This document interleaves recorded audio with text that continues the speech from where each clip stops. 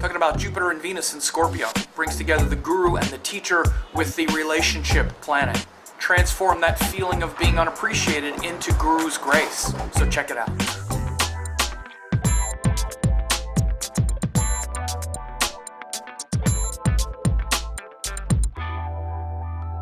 Hey, it's Sam, and I'm talking about Venus-Jupiter conjunction in Scorpio. When Venus and Jupiter come together, it brings these two forces that are both inspiring and what are called benefics. They're both givers. They give things that we want. This is what the benefic planets do, and they give them in a way that feels good to us as well. Sometimes when they give things, they can take us off track. For instance, this is the functional status of the planet. The natural status means it gives us something and it usually feels good when we're getting it. But then the functional status means getting that thing might take us off track, right? So there's a natural status and a functional status, okay? And so when Venus and Jupiter come together, they're both givers, meaning they both give us things and they both give us things we want. Like Venus gives us romance, happiness, pleasure. Food tastes good. People are attractive. We want people to be nice. We want to be liked. And Jupiter gives us things like teachers, children, things that inspire us towards something beyond just the physical world and pleasure and happiness. Again, now they're not necessarily antithetical. People will be like, well, but can't the partner be the thing that inspires you? Yes and no. Their inherent nature is somewhat in conflict. Because, as I say, Venus is very much grounded in the sensual world, the immediate world, the physical world. It's a Rajasic planet, which means that it's motivated towards pleasure, happiness, and again, very, very much about physicality, the appearance of things, beauty, sensual pleasure, right? It's much more immediate in your immediate environment, the people around you and interacting with them. Very much a Venus thing, not necessarily a Jupiter thing.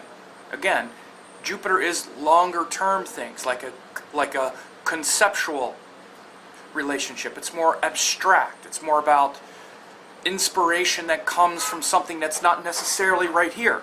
For example, we love our child and we enjoy interacting with the child, which is like a Venus thing, but then we have a certain high-mindedness and a certain awareness of things bigger than just the moment when we're around the child as well. We're much more tolerant because we realize that the child doesn't understand, so we have a much more high-minded, visionary approach around the child. This is the way Jupiter sees things. And again, oftentimes these things are a bit in conflict. For example, when we get in romantic relationships, it's very easy to get in that sort of, physical dynamic. Pleasure, sensuality, and lose our larger goals, right? Lose our higher perspective, right? And also, when we are involved in the Jupiterian thing, like, with our higher teachings and gurus and larger purpose for our life, often it comes at the expense of those momentary compromises that come from having a dynamic with another individual. And again, Venus rules that dynamic that we have with individuals in real time, that sort of negotiated agreement.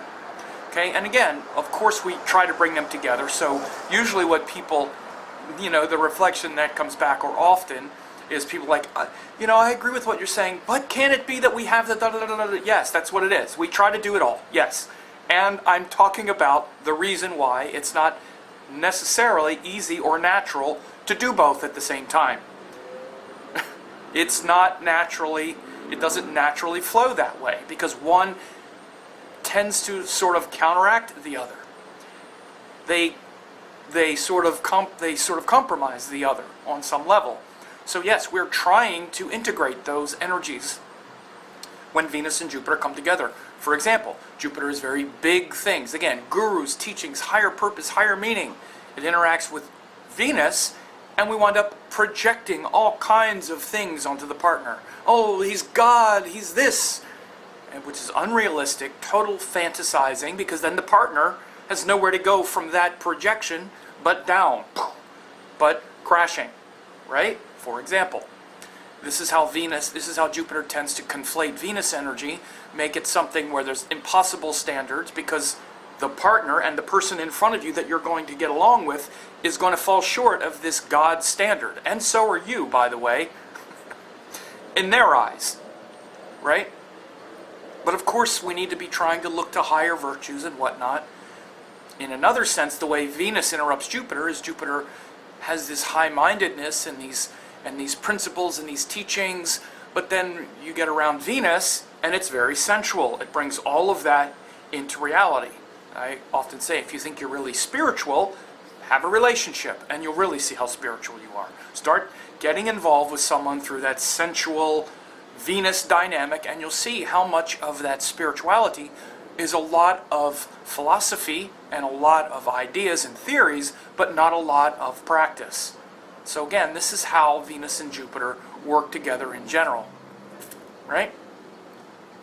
And we're trying to unite those things. And you want to understand that Jupiter energy actually exalts Venus, because Venus is exalted in Pisces. So it elevates Venus beyond the sensual.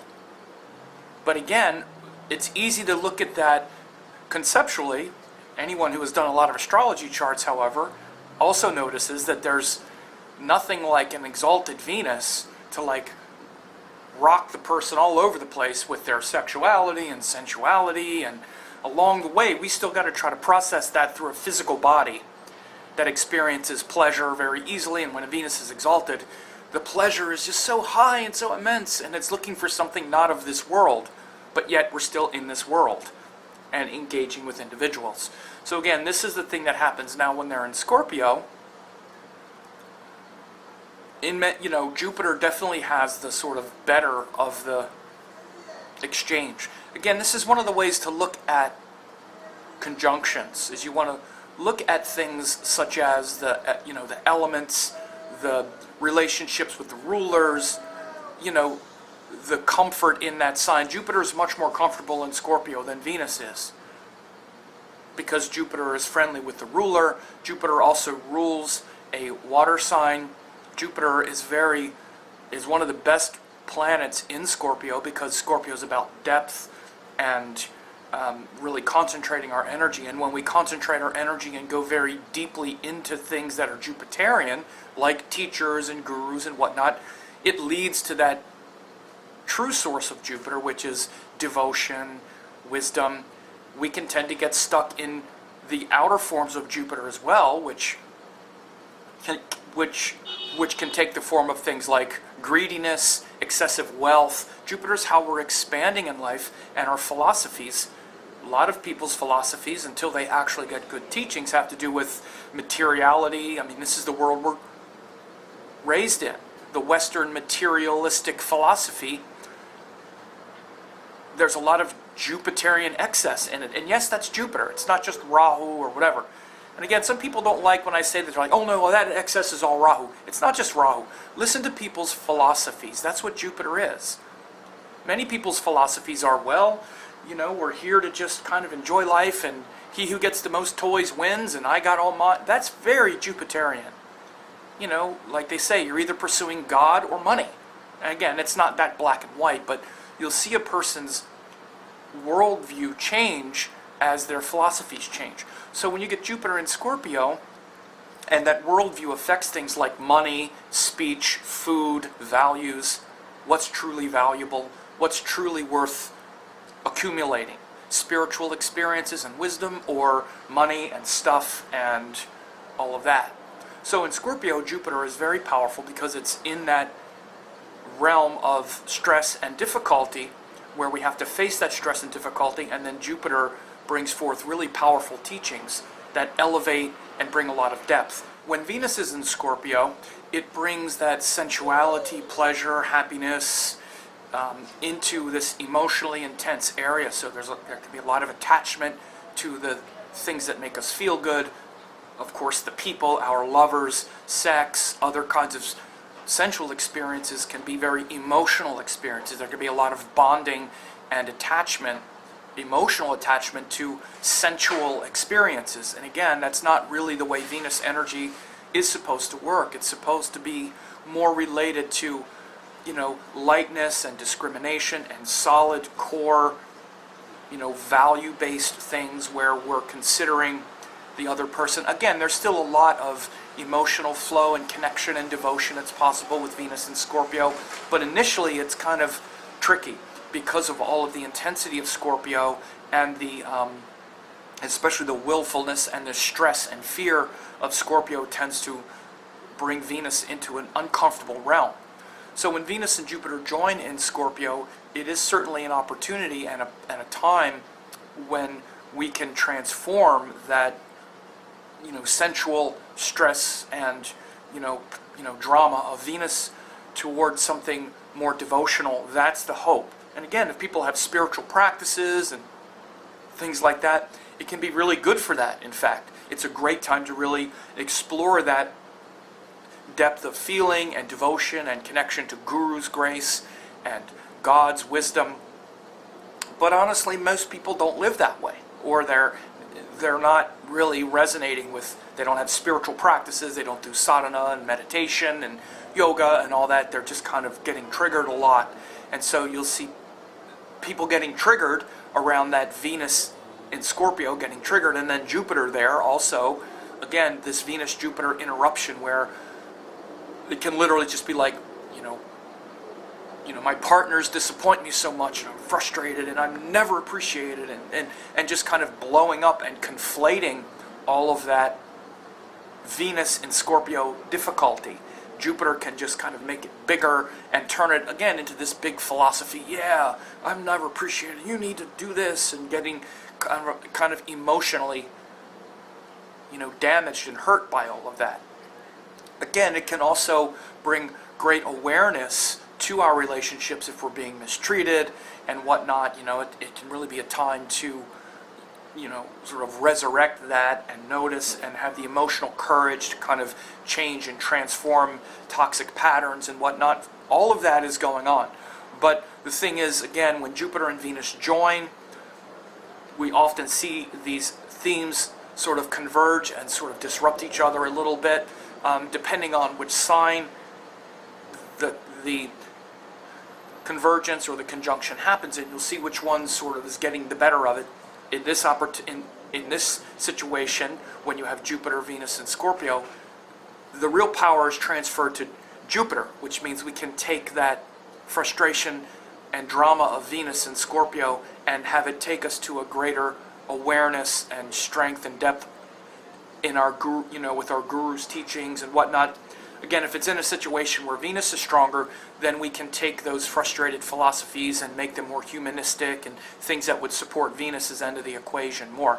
So this is how you can evaluate these kinds of conjunctions, especially when planets are functional enemies or they don't really get along with each other individually. You look at the sign and see where is the kind of, leverage, which one is getting the better of the interaction, and then try to push the awareness and the power toward that end. And in this case, it's very much about devotion, because Scorpio is about devotion, Jupiter is about Guru's teachings, Venus is about wanting to explore beauty and happiness and find joy in life. So rather than cycle through all the disappointment we might have with individuals, we can notice that, be reasonable about it, and say, well, I'm sure I disappointed them too, and connect with a more eternal type of grace and beauty and joy, which is only found in, again, higher teachings and principles and practices that we actually practice. We actually do the work. We don't just theorize about it, which is why Scorpio is such a great sign, because it's ruled by Mars, which is also a sign of work and effort and practice.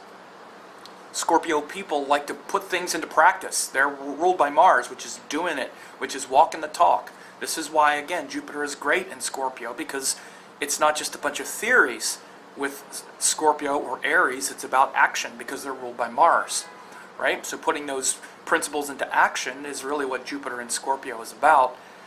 And with Venus there, it adds this beauty, but also this kind of pain of not feeling appreciated, which literally Venus and Scorpio is like the pain of not feeling appreciated, and can transmute that into a deeper devotion to your guru and teacher. So ponder that.